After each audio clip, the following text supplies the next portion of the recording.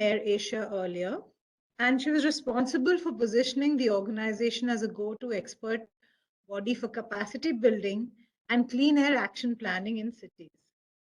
She's an environment expert with 25 years of experience in climate change, air pollution, conservation, and environmental education. She has worked on training and capacity building programs with UNEP, UNESCO, and also on policy documentation with Indian Ministries of Environment, Housing and Urban Affairs and Human Resource Development. She is a mentor to many startups and advises NGOs and national and international global networks for driving sustainability action.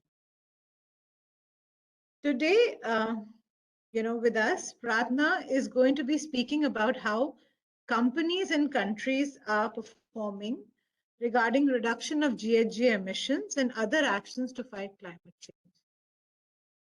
So over to you, Prarthana. You can take over now. Thank you, Deepika, and thank you for the introduction.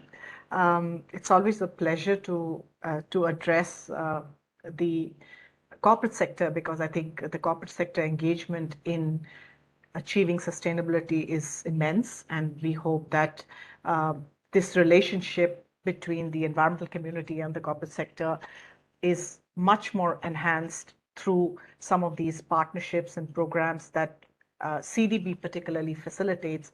So I'm really very happy and honored to be part of this session. As Deepika said, I will be speaking on climate action, especially in terms of some of the initiatives and how the directions are being taken by companies. And rather than countries, I decided to focus on cities because it becomes more of an India-specific approach and it's more beneficial from the perspective of an Indian corporate. So basically, I won't call it a talk, it's basically a dialogue, because I'm just going to give you some pointers in terms of how an organization like ours is perceiving the action on climate that is happening on the ground, especially in the context of the corporates and Indian cities. So I have a few slides. I'll run through those slides, and as discussed with Deepika, I will then have a short conversation once I go through those slides. I want to mention here that because I work at CDP and we work with a huge lot of data, what I've done is try to crunch some of the data that we have to kind of look at the directions and the observations from the perspective of the data to come up with certain directions in terms of where companies are going and what is actually their interest areas in terms of achieving sustainability, particularly from the aspects of addressing climate change, looking at water security, and also conservation of forests. So these are three areas that I'll be focusing on in terms of the whole climate action narrative. So I'm just going to share my screen.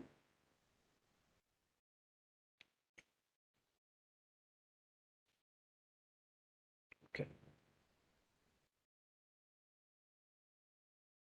Okay. So I hope you can see the screen now. Okay, great. So I have used what the CDP tagline is because the presentation is primarily focused on how disclosure and data gives you the insight and leads to action. So while I'm talking about the methodology here, I'm also going to come up with certain observations in terms of how we have created some insights in terms of the action that companies are taking as far as climate change is concerned. And I'll be shortly also, as I said earlier, touch on cities as action.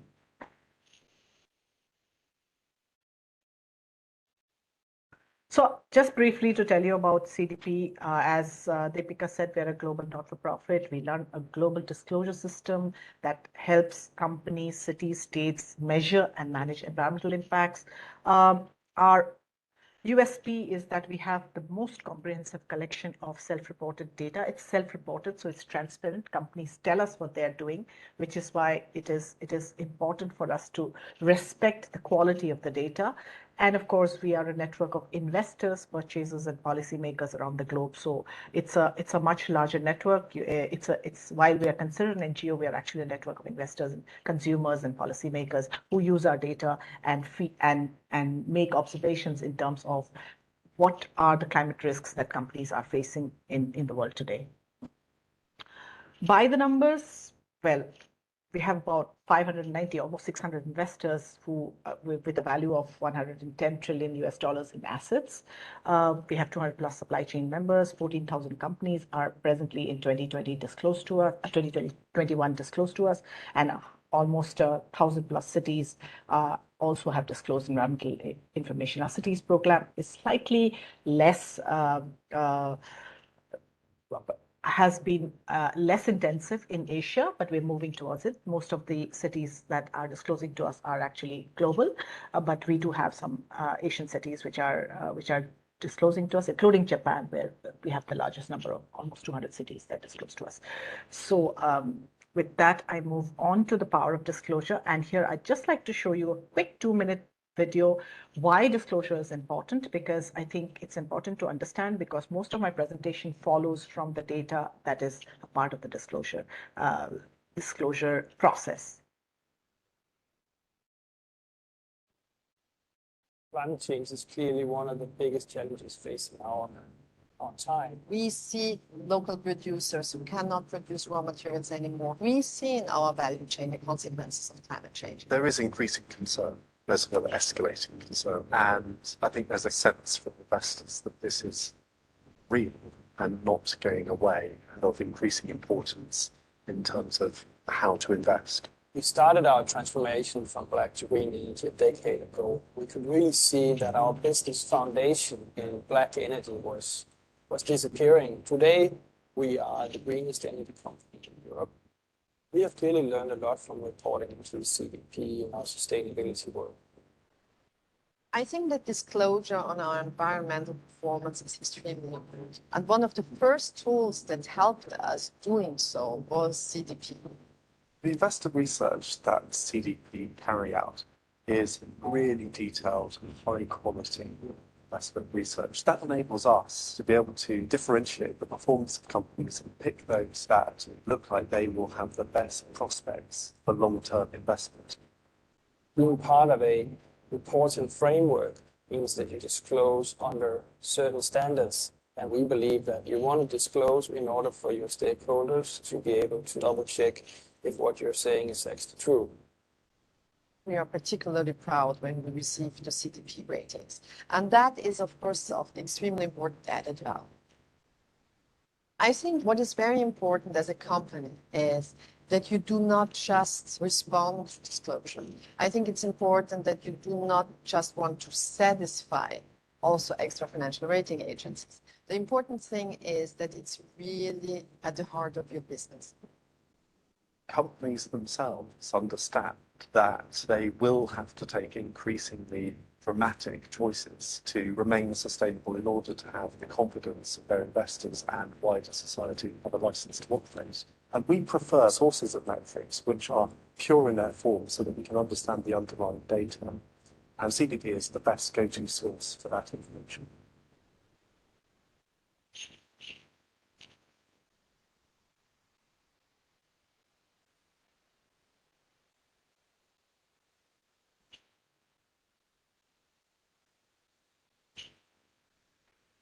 So from that, having talked about what we do, I just now want to move to a more generic kind of a discussion on why the data is important. And if you look at some of these figures, it'll tell you exactly why the data is important, because what you cannot manage, you don't measure. That means if you don't measure, you can't manage, which is why the measurement part is very important, especially important in the case of a company, because, it is economics that we are talking about and not just the environment. So I think it's very important to look at data from the perspective of what is the risk that is involved and what is the opportunity. So if you look at if you look at the 4 points above, it is about the challenge and what is the value of the risk that we are facing, whether it comes to water impact, whether it comes to deforestation and the environmental risks. And when I say environmental risks, it includes climate risk. So we're looking at like a $1.26 trillion of financial impact from environmental risks in the next 5 years, reported by suppliers. And this is information that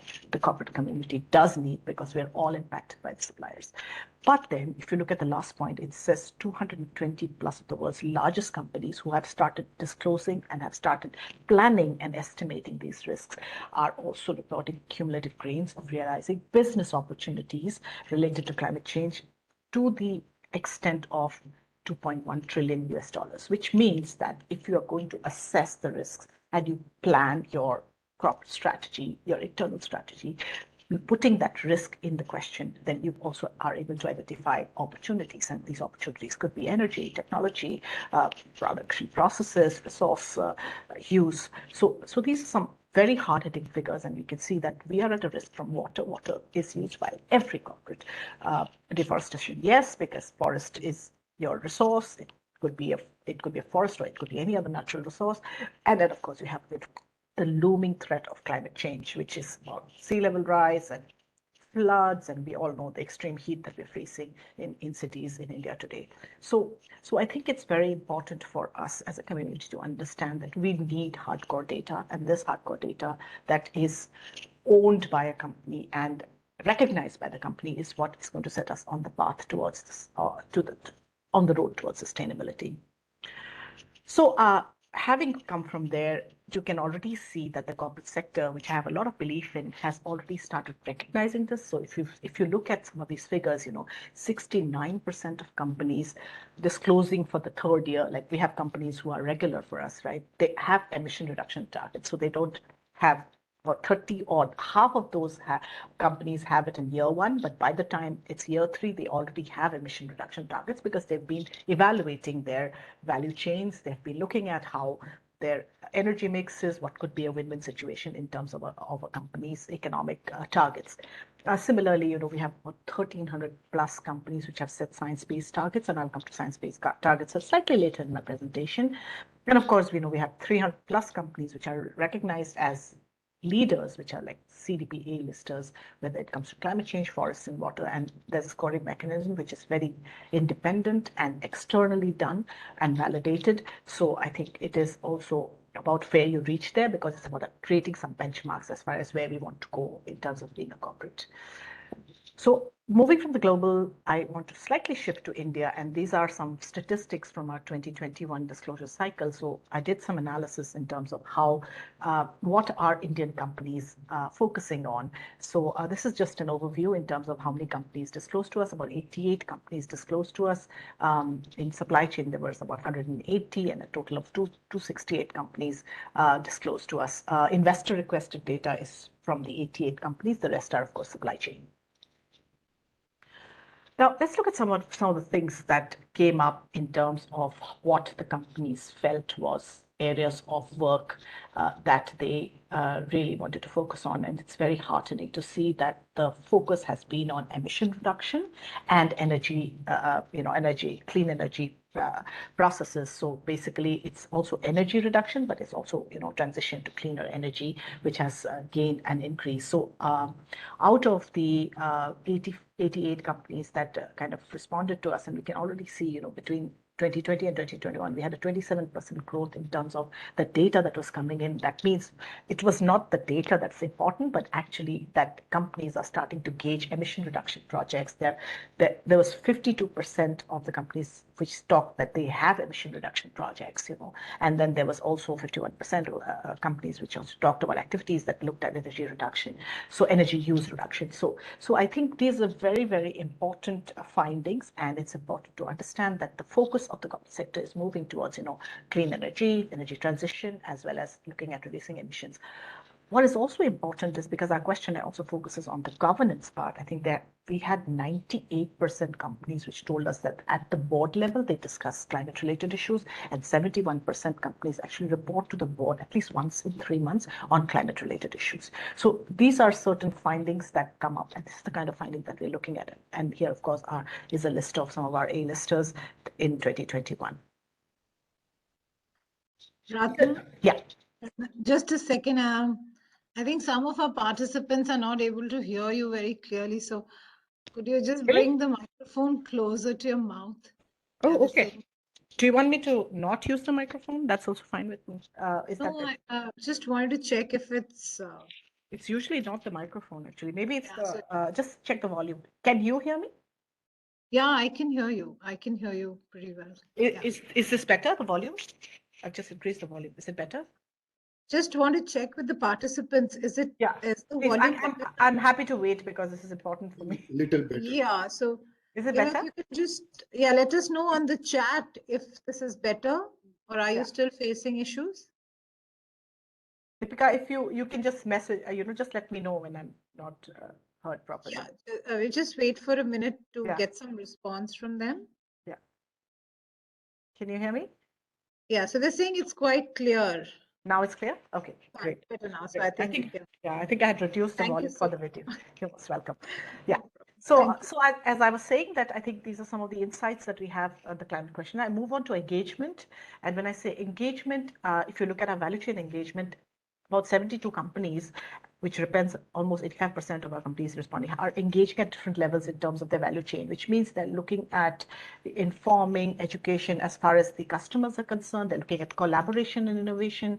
They're looking at incentivization. And in terms of the inflow upstream, they're looking at compliance and onboarding. They're looking at engagement and incentivization again. So we see that there is a lot of engagement within the companies, not just in the company, but also within the value chain.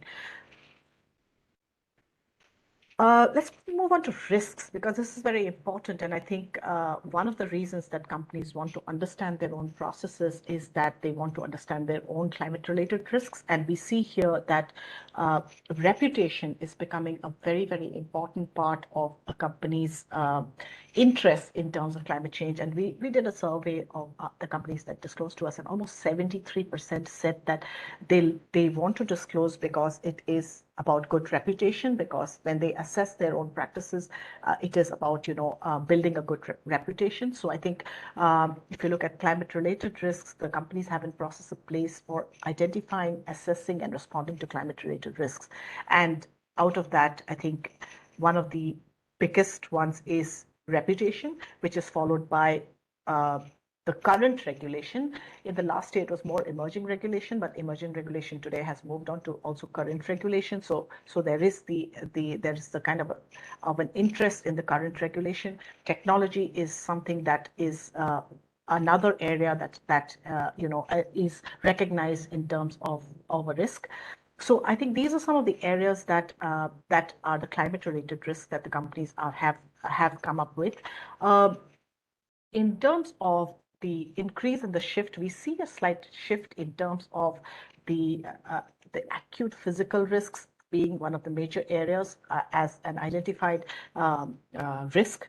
And we have seen that there's an increasing percentage also in terms of that area. So just again, some figures here. The financial impact of climate-related risks was estimated as over 3,000 billion by Indian companies responding to CDP in 2021. Interestingly, it's slightly less than 2020, but it's probably because many companies did not want to respond. I mean, we got a lot of no responses as far as the climate-related risks are concerned in terms of the amount. So it was slightly lesser, but it's still a huge amount of money in terms of the climate-related risk, because it means that we are looking at a huge amount of loss economically from climate-related risks.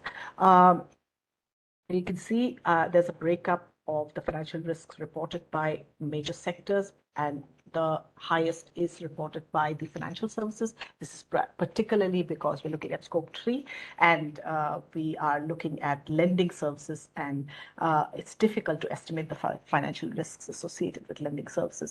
So this is something that needs to be looked at in terms of how do we encourage financial institutions in the country to start looking at this in a much more integrated manner as far as the companies are concerned. But on the other side, we see climate, as I said in the beginning, where you have the risks, you also have the opportunities. So 87% of companies identified climate-related opportunities and have, these have to have substantial financial or strategic impact. Opportunities were identified in markets, in products and services, in energy source, resource efficiency, and you can see the difference in terms of growth pattern between 2020 and 2021. We have a rising trend. We can see, in each of these, there's a rising amount of interest in terms of opportunities as far as climate-related opportunities are concerned. We move to emissions, and as I said in the beginning, one of the very positive aspects is that companies have started estimating emissions, and we can see here that between 2019, 2020, 2021, the emissions reported have increased, but we must also try to understand that more and more companies are actually talking about emissions, and they are attributing what is leading to this rise in CO2 emissions. So I think that is a very important aspect. Certain companies have also reported on Scope 3 category, and we've just done an assessment of how much of reporting has been done in Scope 3 in terms of CO2 emissions. So I move on a bit from disclosure to SBT because we have little time, and I'd like to have a little bit of a chat, interaction a little later. So let me move on from disclosure to SBT. Now, the science-based targets is something that has been set up by CDP, WWF, World Women Business Coalition, and a couple of other partners who have developed the Science-Based Targets Initiative, which is basically translating the mitigation goals for the economy into targets, because I think the sustainability goals at some point of time need to be translated into targets if you have to achieve the kind of, you have to achieve the sustainability goals that your company probably is looking towards. So the science-based targets kind of drives short-term action from 5 to 10 to 15 years. So you have these targets and you set them over 5 to 10 years, and you actually cover the most of the relevant sources of emissions across the value chain in terms of what targets you set and how do you kind of later on, once you have those targets, then you look at what are the processes that could reduce the impact in terms of reducing the impact of climate change. So what is the benefit of the SBT initiative? You address stakeholder expectations, as I said earlier, that I think reputation, employee engagement, and also the economics is becoming more and more a part of this whole business case for being climate friendly. And this is where you can benefit, the SBTs can benefit from addressing stakeholder expectations. You can increase competitiveness because you can minimize energy and emission related costs. So there's the economics there. Then, of course, there's the anticipation of the regulatory policy and market development, transition risks, which is very important because you start setting a target which has a period, assigned a period, and then finally you can seize opportunities on the low carbon transition. So you can design your low carbon transition paths to net zero.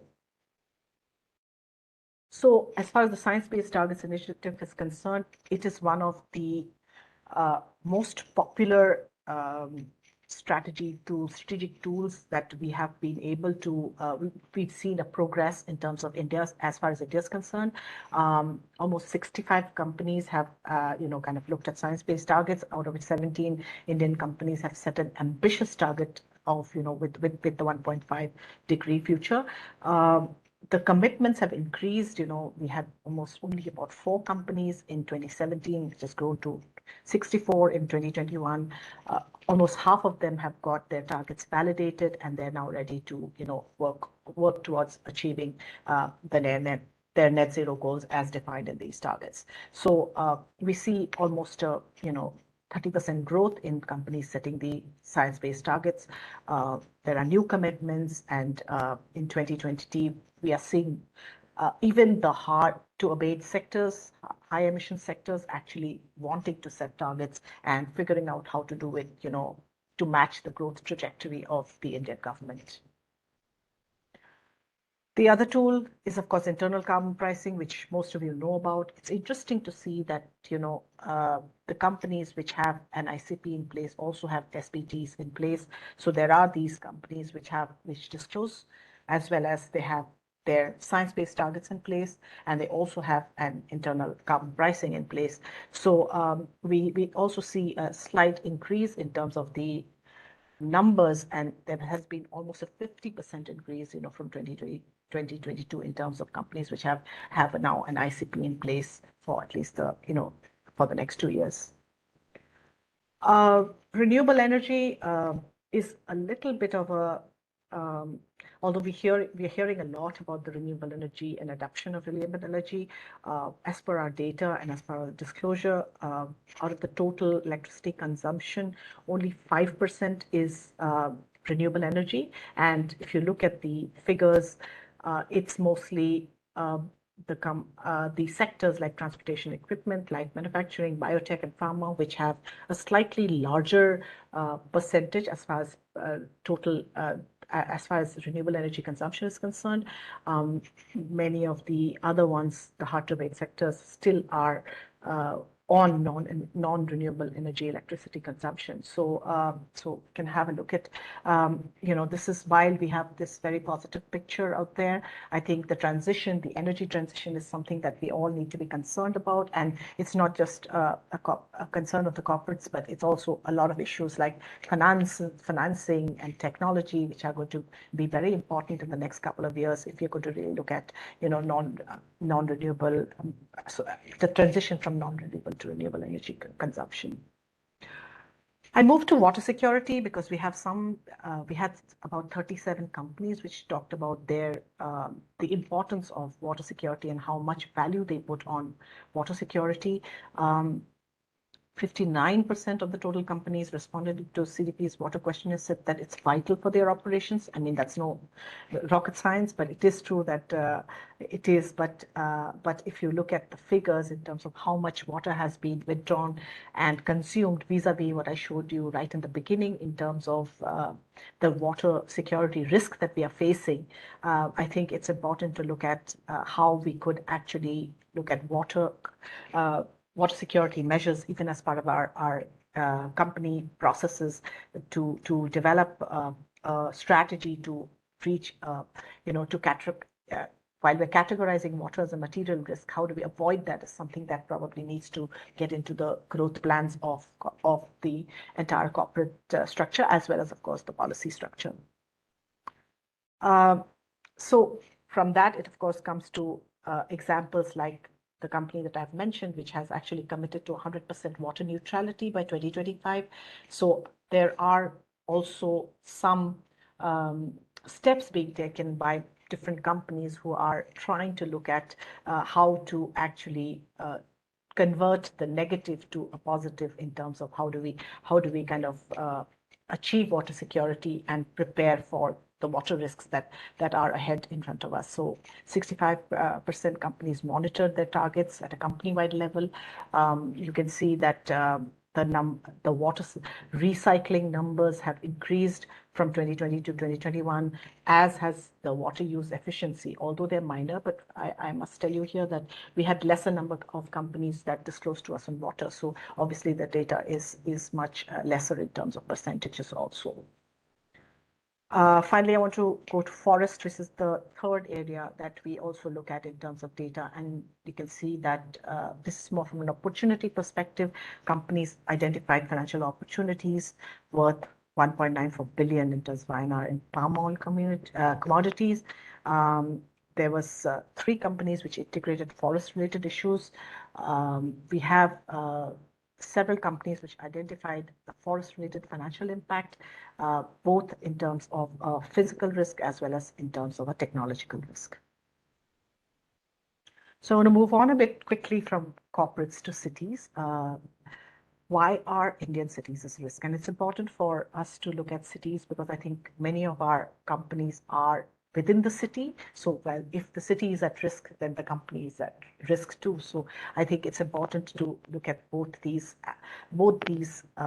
entities as related. So if you look at some of why our Indian cities are listed, we all know that we are vulnerable to extreme climate events. We have hot temperatures, and this is increasing. So I think, we are all very, very aware that 99 of the world's most vulnerable cities are in Asia, and 37 are in China, 43 in India. We have constantly, an exposure to floods, droughts, cyclones, and of course the hot temperatures. So I think it's very important that we start thinking of the cities and how do we address the issues that cities are facing.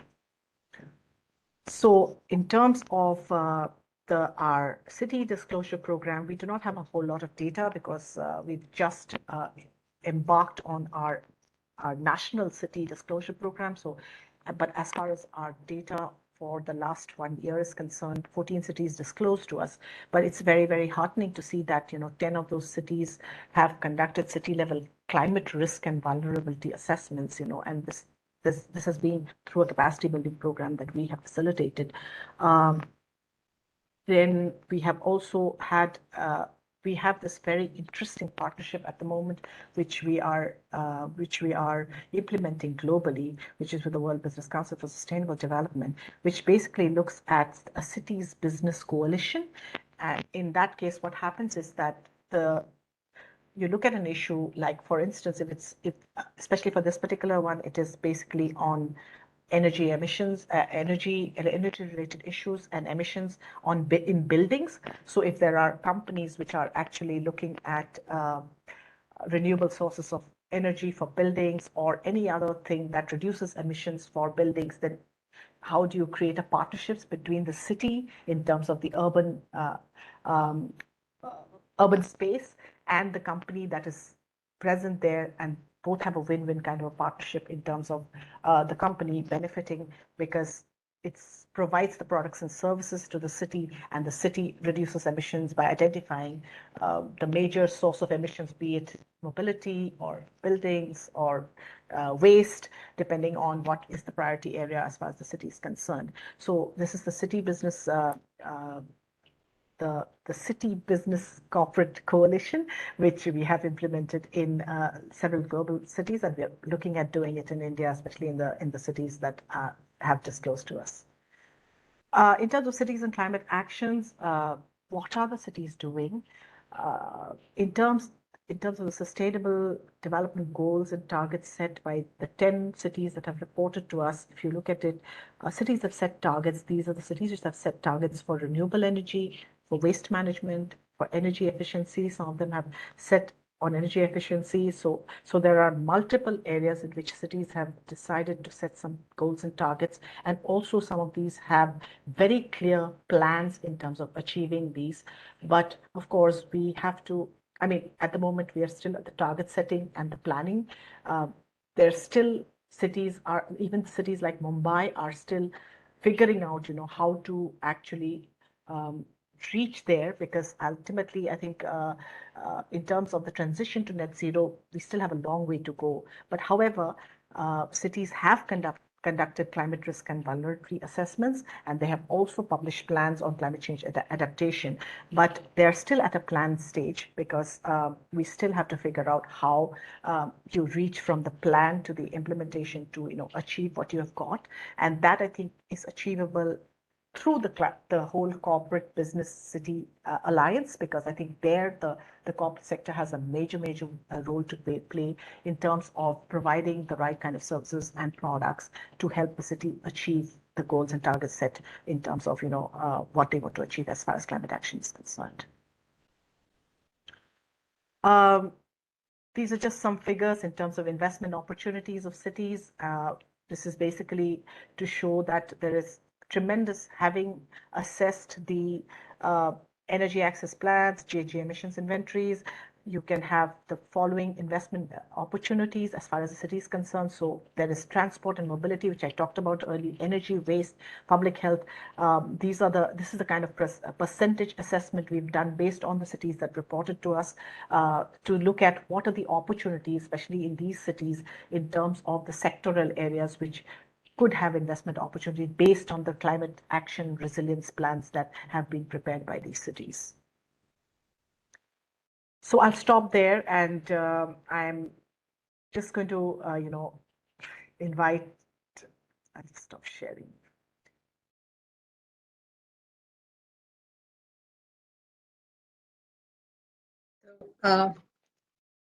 Thank you, Prarthana.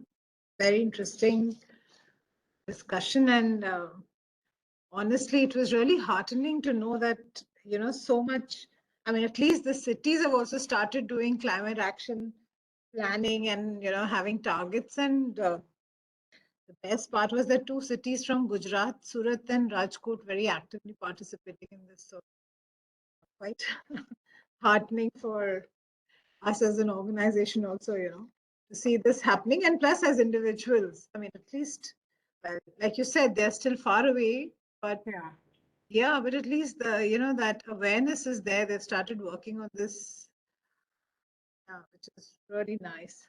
So so we have some questions which have come up from our participants. So Nikul, should I go ahead and take the questions, or do you want to? No, I'm happy to take questions. I think we should have some interaction. I've been speaking for 40 minutes now, so it can become quite a monologue, True. Right. So Nikul wants to know that, which indicators or strategy can accelerate decarbonization initiatives? That's a very difficult question, Nicole, but I'll try to answer that. I think I'll try to answer it from the perspective of what the corporate sector is actually looking at in terms of the major indicators. And as I said while I was looking at the assessment of data, because I think it's very easy for me to give you a very perceptive kind of a judgment. But if you look at what the data reveals is, I think energy transition is one of the areas that is the major dialogue as far as decarbonization is concerned, and the energy mix that you choose. So any indicator that actually looks at the energy mix and the energy use in both in the city and in the corporate sector, I think is what is probably the indicator that I would mention. The second is, of course, the emissions, because I think an indicator that actually value or counts the kind of emissions that you have is probably the direct, because ultimately the decarbonization path is about reducing the emissions, right? So I think it's about these are the two major areas, and these are already the priority areas as far as most of the companies and organizations and cities and countries are looking at as the priority areas as far as decarbonization is concerned. Okay, so thank you, Prarthana, and I hope Nikul that has answered your question. The second question is from Gaurav, and he says, what are the major initiatives taken by listed companies, especially in the by A-listed companies, especially in the chemical sector? So he wants to know some initiatives which A-listed companies have taken, especially in the chemical sector.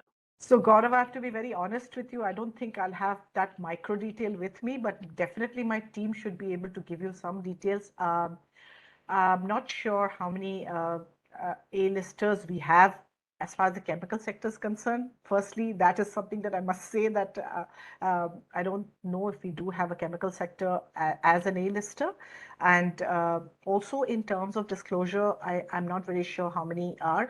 But if I look at the general A-listers, irrespective of the fact of which sector they belong to, I think there are specific areas that we look at. And when we're looking at the score, we look at all those areas. As I said in the beginning, one is the emissions and how, what is the emission reduction plan? The second is, of course, the energy and the energy mix in terms of the energy transition, what are the plans are. A very important area that we look at is the governance mechanism and how much the climate, when it comes to the climate question, it's about the climate risk, and when it comes to the others, it's more about the other elements. But we look at how much is the leadership involved in climate risk assessments and these particular areas, so that so basically when we are looking at our A-listers, the assessment is done overall, and it's not really in terms of a major initiative. We have 5 sectoral areas, and I think we are already having our disclosure workshop. So I'm happy to send you some more details so that you can understand what is actually the questionnaire involves. And basically, the scoring mechanism is based on the overall company strategy as far as these 5 sectoral areas are concerned. So especially by the chemical sector, I think I'm going to ask one of my colleagues to get back to you on email later to tell you about to have a discussion on the chemical sector. Sure, Prarthana, we look forward to that. So while you were giving your presentation, there was something that I also, something that really struck me, and I thought maybe I'll ask you later, is you said there is acute physical risk. I just want to understand what you meant by this, acute physical risk. I think that was in the first slide. You said a couple of risks which are there, for not. So climate risks are chronic and acute. So when you say it's chronic, it's like the risks that are related to floods and sporadic events, and the acute physical risk is about long-term temperature growth. How is it going to impact the system? How is it going to impact your supply chain? So basically, you are looking at the future and how increasing temperatures, sea level rise is going to basically disturb your entire operations as well as your existence. So that is how you define it in climate risks. Thank you. Thank you. Neeraj Bhavsar wants to know that how can we improve our CDP score as an organization? So, so thank you, Neeraj, for that question. Unfortunately, at CDP, we can't tell you how to increase it, but we can tell you how you share your data. So we have something called the reporter services, where we don't really facilitate the process of improving the score, but we do a hand-holding for a company, because many companies do have the data, but they don't know how to report it when it comes to a technical platform. So the reporter services is a service that we provide as an organization, which is a one-to-one service with a company, which actually helps you in inputting your score and helping you, sorry, not inputting your score, inputting your data and helping you present your data. So the fact is that many companies actually are doing a lot of good work, but unfortunately in our country, we don't learn how to present that work or assess that work. And climate risk is very, very new as far as the corporate, it's not new, but reporting on climate risks and environmental risks is something that has evolved over the last few years. So I think I'm not saying that you can improve the CDP score, but I think by learning, because ultimately CDP helps to benchmark, right? So you have the A-listers. So you would want to understand, as you asked me just now, what does the A-lister do? So when you have a one-to-one interaction with the CDP team and you have access to the reporter services, you would be able to understand what how do you actually put in your data into the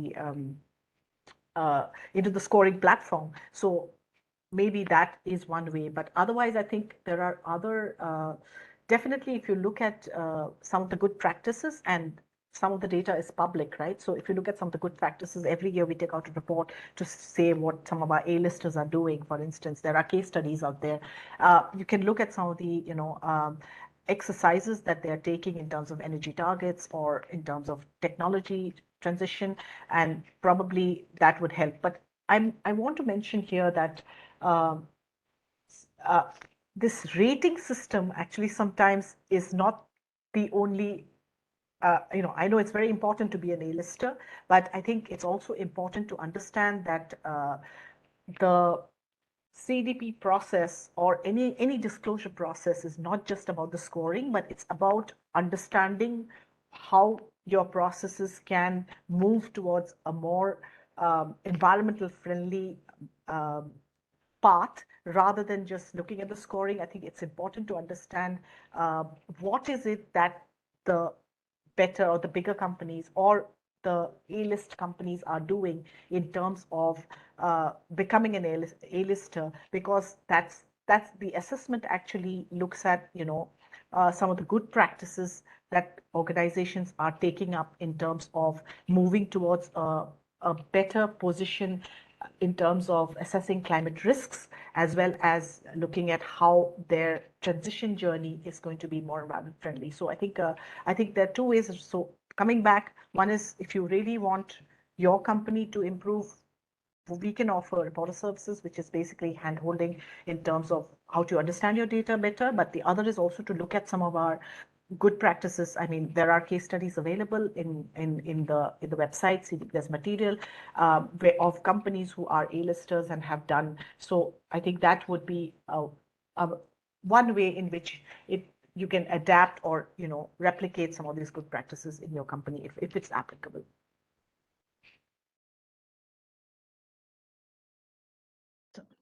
Thank you, Prarthana. Another question from Gaurav Dodia. He says, are there any A-listed companies who are water neutral in the chemical sector? I think Gaurav is very interested in the chemical sector. Deepika, if you don't mind, you could share my email ID with him, and then he could send me some of these questions, because I must apologize that I don't go into so much detail in terms of the companies, but I'm happy to facilitate another discussion with the disclosure team, for many of these questions, which are very specific to the chemical sector. And I think, Deepika, you can always, write to me and figure out if somebody is very interested. We could always have a shorter small group meeting on the chemical sector. Sure. We'll do that. Thank you. There's one more quick question from Mr. Sanjay Gupta. He says, if we plan to invest in some waste treatment plant at any particular location, right, will it improve our ratings?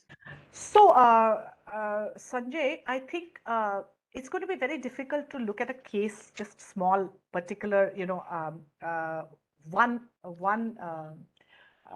activity that you take up. But of course, definitely something like this adds to your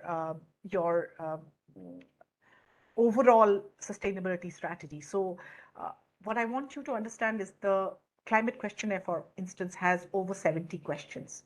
They look at these different sectors. They have these different modules, right? So the waste treatment plant in a particular location would be, in a particular module, it would be one question which says, are there any initiatives towards, waste management or something like that? I don't know what the exact question would be, but it'd be, so you would answer that there. So I don't know if it's really going to impact your overall score, but definitely it'll add on to, to the initiatives, because our scoring mechanism is very independent. It's also, vis-a-vis another company. So it's not independent. So obviously, if you're saying that you want to invest in a waste treatment plant in a particular location, we might have a company who's saying they've invested in 5 waste treatment plants, you see. So I don't think we should look at the questionnaire as one particular initiative that you take. I think it's much more detailed in terms of all the processes that is there in the organization. So I think it's important to understand that the disclosure process,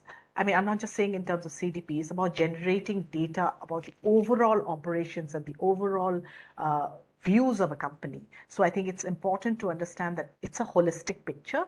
And if you want to improve your rating, it is about looking at the entire the process, the entire operations of the company in a holistic manner. I hope, Sanjay, that's answered your question. Zubair Panja wants to know, what is the biggest culprit of climate change? Which one is the largest? This is a difficult one, because everybody would say it's energy, and everybody would say, oh, it's because we're using coal. But I think because I'm a traditional environmentalist, I would say it's us, it's consumption.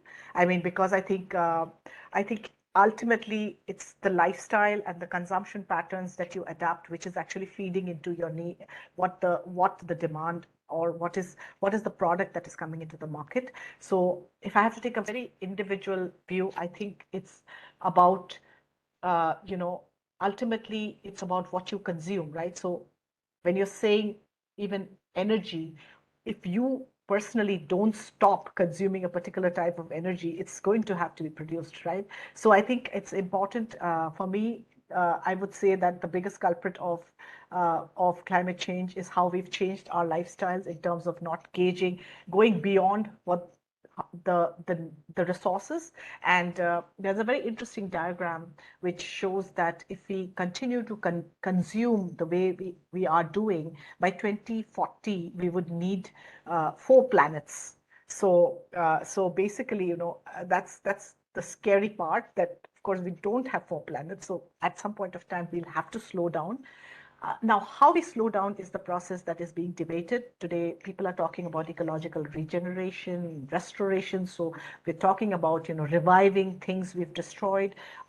Others are talking about reducing, and some are talking about degrowth, which is, going on a path which goes, it's not for growth, but it's actually degrowth, which is like, minusing the growth process. So there are multiple theories in terms of how we want to reach there. But I guess I would say that it would be, I think, if you have to think about it from a very holistic manner, environmental decision making is very complex, and you'll have to think in what position or what situation or where you are as a country, and then take the decision accordingly. So for India, I mean, at the moment, while we are talking about energy transition, we can see that it is not immediately possible, and the shift will take time. So the target setting has to be done according to our needs. So the balance, how do you balance the development aspect with our environmental goals, is something that you need to look at. So I think, coming back to your question, what is the biggest culprit? It's different for different regions and at what level of growth you are in. And I think maybe you would have to take a decision based on that. Yeah, I do agree with you to some extent, and But I would be very interested. What is the other extent that you don't agree with me? So what I sometimes feel is that, yeah, so like a lot of people say that, India should think that your targets should be set like this. I mean, it's all about the way you perceive it. Sometimes I feel we should not look at how our target, I mean, we should not adjust our targets to what we want to achieve. We should first decide what I mean, like, okay, as a country, we want to achieve this, and then go about thinking how we are going to reach that. Because it's such a vast country, we make so much difference to the entire planet. And if we don't do something about it soon, I mean, I think we should be the torch bearers, when it comes to working on climate change and things like that. So, yeah.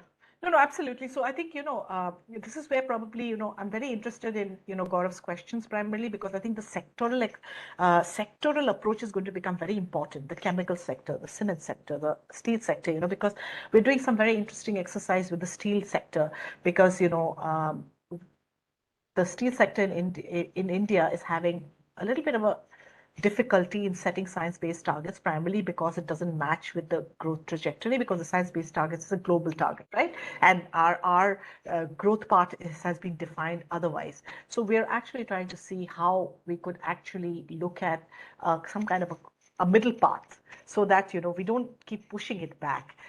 So that means involving, looking at the grain procurement, or looking at, other areas like who is consuming the steel, basically the value chain.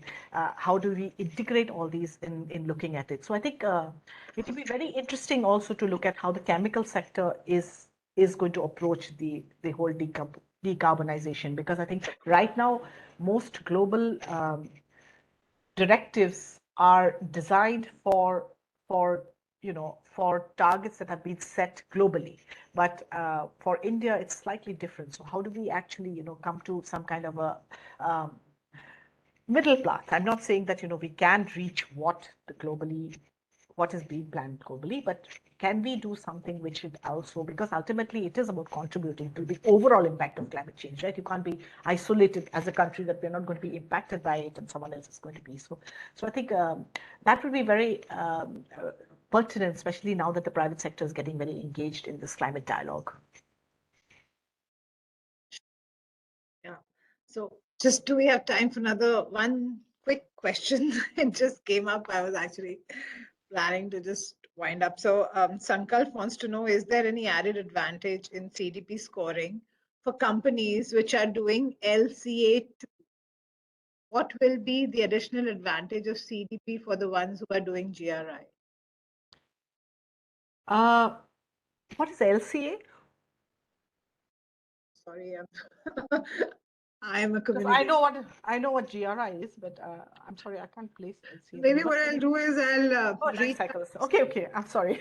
I think I'm from older generation. We don't understand acronyms as much as.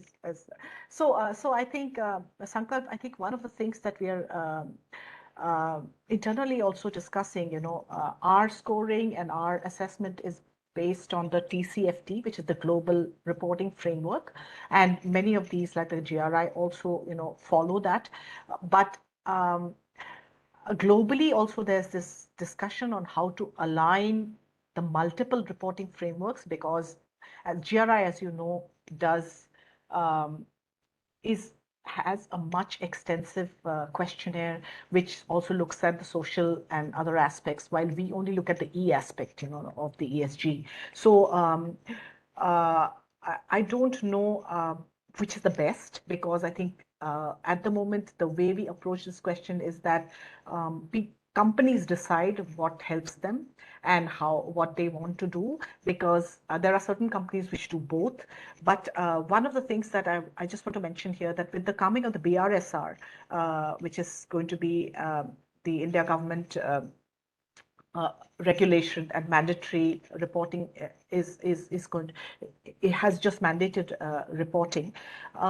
We did an exercise which did alignment of how much the BRSR aligns with the CDP questionnaire, and we felt that there were several questions that matched, which means that if somebody is doing a CDP questionnaire, it will be easier for that person to do the BRSR questionnaire. Similarly, if you are doing any of the reporting frameworks, it does become different, because that more or less many of these have similar type of questions.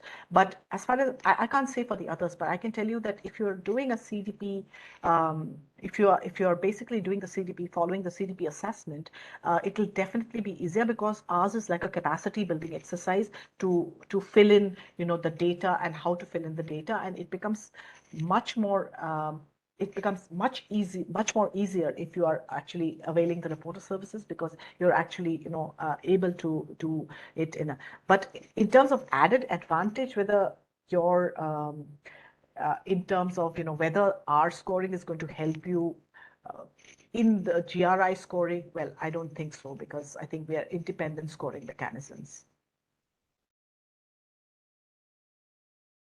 Okay, so Sankalp, I hope your question is answered. And if you guys have more questions, you can send me an email. Yeah.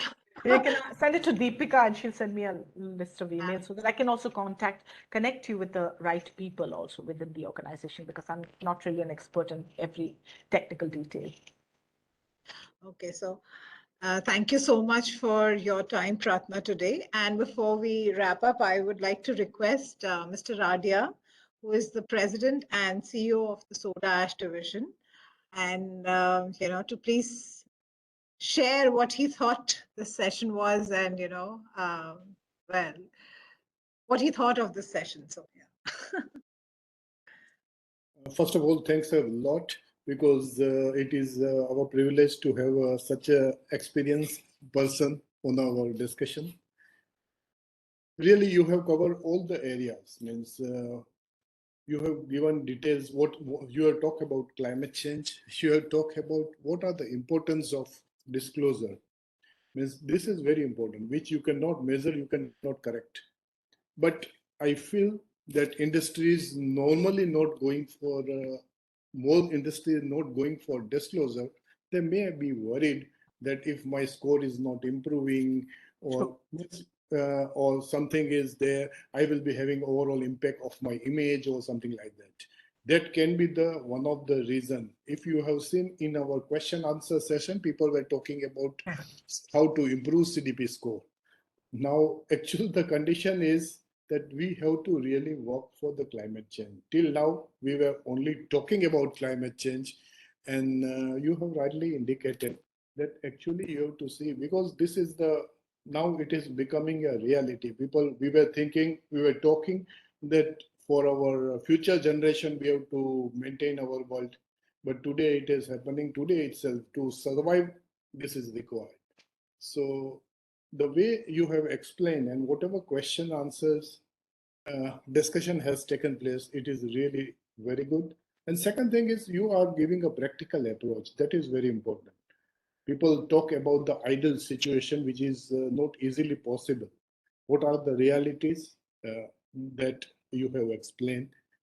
You also covered from industry to cities. So a wide area you have covered, and now people are getting aware. That is one of the most important thing, and it is a very good sign that now people are really, till now we were only talking about climate change, but now people have started doing something, initiated some action, and there is a lot of activity going on. Really, thanks a lot. You have covered everything. People were asking about chemical industry. That was because there are a typical requirement of the chemical industry. Cement plant can go for renewable energy and operate the plant, but chemical plant need a lot of heat energy, which it is not easy to replace. The only thing possible is replacement or changing the fuel. So these are the issues, but you have covered in all your discussion. You have indicated what are the difference between our country and other country, third world country, where other resources are available. Thanks a lot again. And maybe we will be bothering you with few more questions. Sure. Happy to answer. Thank you so much. Thank you, everyone. Once again, thank you so much, Prarthana. It was wonderful having you here. Lovely connecting with you. I'm sure, like Radia sir said, we'll keep bothering you with more questions. Please, my pleasure. Very curious lot we have. We have started number of initiatives. We have started reporting in our report finance. We are giving an integrated report for last 3 years. Wonderful. And maybe very soon we may be coming for disclosure and all that thing. We are working for this thing. We have indicated one of the most critical risk is the climate change for us. And we are working what are the impacts and all that. Thank you. Thank you very much. Wonderful. Thank you for having me and hope to stay in touch. Okay. Bye. Bye-bye. Thank you, everybody. Have a great day.